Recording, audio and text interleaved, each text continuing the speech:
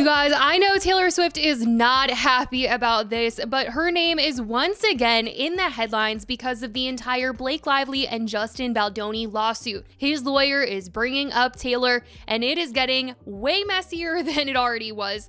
Let's get into everything that is being said right now. It's not looking good for Blake Lively, as it seems she's being exposed for allegedly trying to get Taylor Swift to defend her in this whole Justin Baldoni lawsuit situation. We've been following the legal battle between Blake Lively and Justin Baldoni, which began after Blake accused Justin of inappropriate behavior during the filming of It Ends With Us. Justin fired back with the countersuit for defamation, naming Blake, her husband Ryan Reynolds, and their publicist Leslie Sloan. For a while, there were rumors Taylor Swift might be involved in this lawsuit, and now it's official. She's been subpoenaed. Last week, I posted that her involvement stems from a scene Blake rewrote for the film. Justin claims that while at a meeting at her penthouse, both Ryan and Taylor were present, praising her version of the rooftop scene. Justin seemed to feel like she was using Ryan and Taylor to persuade Justin into using her version of the script. Like, hey, you know, these two A-list stars that are very close to me, very powerful people, they like what I wrote. Taylor's team confirmed last week the subpoena and emphasized that she had no creative role in the movie, aside from licensing her song My Tears Ricochet. They've also called the subpoena a publicity stunt. Still, Taylor may be required to testify, give a deposition, or turn over documents if the subpoena holds. Fans have been speculating about her friendship with Blake Lively, especially after Taylor's boyfriend Travis Kelce unfollowed Ryan on Instagram. People were just like, are they actually good? What happened with Travis Kelce?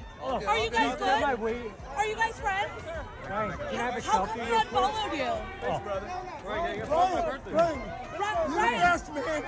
Travis Kelce unfollowed you? Is there a problem? You guys are good? Ryan, get three guys to make a movie. Ryan's my birthday, May 1st. Can I get a photo with you, Ryan? It's my birthday. Ryan, Whose pen is this? mine right here. Are you and Travis Kelce still friends?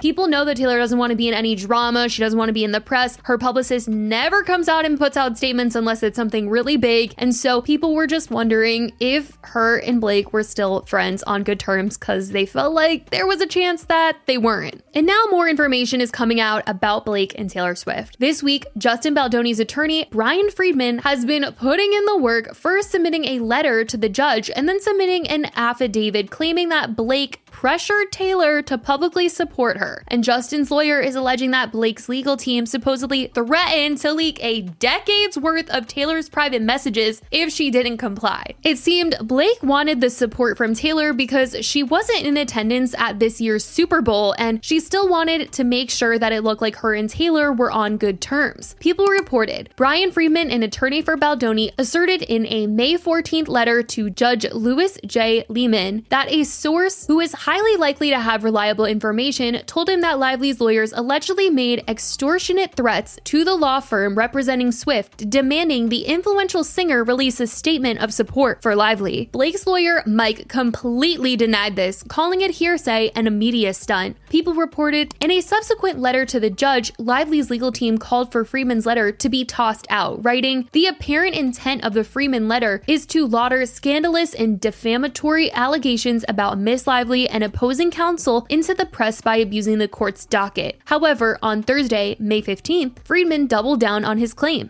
this time filing a signed affidavit under the penalty of perjury to shed more light on his unnamed source and more details about the allegations. In the affidavit, Friedman claims to have had an hour-long phone call on Valentine's Day, February 14th, with a person very closely linked to Taylor Swift, whom he still left unnamed. His affidavit specifically reads, "On February 14th, 2025, I received a voicemail from a person very closely linked to Taylor Swift, whom I subsequently called back the same day. Out of respect for the individual in question, I am not identifying them at this time. However, should the court direct me to do so, I will comply with the court's order." During the February 14th phone call, which lasted approximately 1 hour, the speaker told me that they had been informed that J. Douglas Baldridge, counsel for Taylor Swift and a partner at Venable LLP, had received a phone call from Michael Gottlieb, counsel for Blake Lively and Ryan Reynolds, during which Mr. Gottlieb requested on Miss Lively's behalf that Taylor Taylor Swift make a social media statement in support of Miss Lively given her absence from the Super Bowl that year, and stated that if Miss Swift failed to do so, Miss Lively would release 10 years of private texts with Miss Swift. The individual also told me that they had been informed that Mr. Baldridge had accused Mr. Gottlieb of extortion and ended the call. During the same February 14th call, the individual told me that they had been informed that 4 or 5 months earlier, Miss Lively had requested that Miss Swift delete her text messages with Miss Lively. I was connected to this individual through a mutual friend who informed me that the individual wanted to talk. We have had several phone calls since February 14th. On a later call with the same individual, the individual told me that Mr. Baldridge had sent a written communication to Mr. Gottlieb relating to their phone conversation. My office issued a subpoena to Venable LLP for the purpose of seeking the aforementioned written communication. I declare under penalty of perjury pursuant 28 USC 1746 that the foregoing is true and correct. Is this not just the most insane thing? I mean, Justin Baldoni's lawyer is saying, he's doubling down, you guys. He's like, I am not telling a lie. I know for a fact that this is what's up. I mean, it's just insane to hear about. I mean, I just can't imagine Blake being like, you gotta say that we're friends and support me on social media or I'm gonna leak our text. Like, what is in the text? What is in the text? Are you gonna leak out,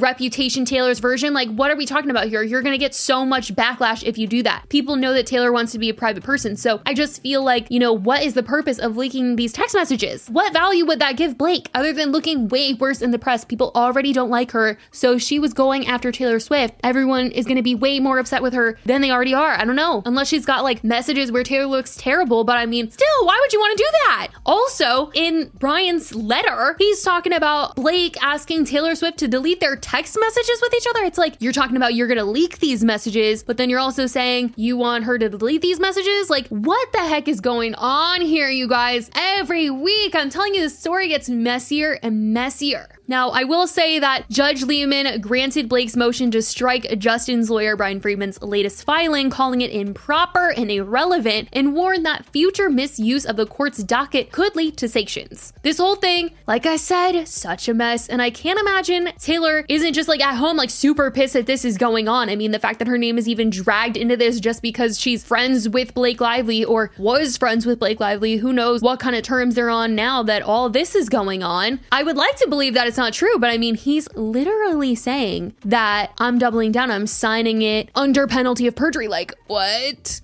Anyway, at the same time as all of this, Scarlett Johansson, we gotta talk about her because she's probably regretting working with Wayfarer Studios just because now this is all going down and she's got a movie coming out made by them. She's Ryan Reynolds' ex, so of course, people are going to be talking about Justin. They're going to be talking about the lawsuit, and who wants to hear about their ex when they already have to answer such uncomfortable questions about the production company that they made a movie with? But yeah, she is making her directorial debut with the film Eleanor the Great, set to premiere at Cannes Film Festival. The movie was produced by Wayfarer Studios, and the timing of Scarlett's collaboration could not be worse, given that Blake's husband, Ryan Reynolds, is her ex-husband. They were married from 2008 to 2011, and after their divorce, Ryan went on to marry Blake in 2012. And people have side-eyed some of the timing there, wondering if Ryan cheated on Scarlett with Blake during the filming of Green Lantern in 2010. Despite these claims, there's no concrete evidence to prove that he did cheat on Scarlett with Blake, but the couple announced their separation in 2010, and Ryan began dating Blake Lively publicly in October 2011. Anyway, it's all getting talked about now because Scarlett is working with Wayfarer, and she has been asked about the lawsuit and how her experience was working with Wayfarer, since obviously Blake Lively seemed to have such a hard time. And the connections of the past certainly make this so uncomfortable, but she's come out to say that she's actually never met Justin. According to the Wrap, Scarlett Johansson has not met Justin Baldoni, the co-founder of the production company Wayfarer Studios that's producing her upcoming film Eleanor the Great, but admits that the timing of she and Baldoni's creative partnership is strange. They were super supportive throughout the process, Johansson said of Baldoni's company, but yeah, such weird timing. Truly so freaking awkward, the whole thing. Every week, I know I keep saying it, but it's constantly something new in this case. But as of right now, that is what has been said. I want to know what you guys think about the whole Taylor Swift of it all. Do you think that Blake was really threatening her if she didn't post on social media? Let me know your thoughts in the comments. I love you guys so much, and I will talk to you in the next video. Bye, guys.